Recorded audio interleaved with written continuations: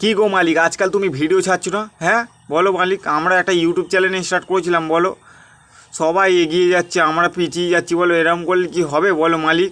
তুমি তাড়াতাড়ি ওঠো, ঘুম থেকে উঠবে তাড়াতাড়ি, প্রত্যেক দিন ভিডিও করবে, এমনি বসে থাকবে না কুড়েদের মতন।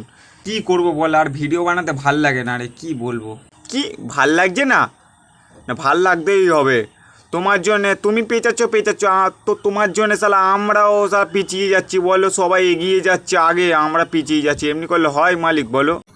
হ্যাঁ মালিক, হ্যাঁ ঠিক বলছে ভাই। তুমি মালিক একদম ভালো না।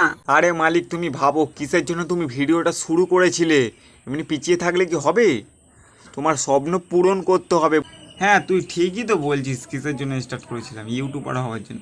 বুঝতে পারছো, ভিডিও করে বুঝতে পারছো, গাড়ি কিনবো, বাড়ি কিনবো, সব কিনবো, চলো মালিক।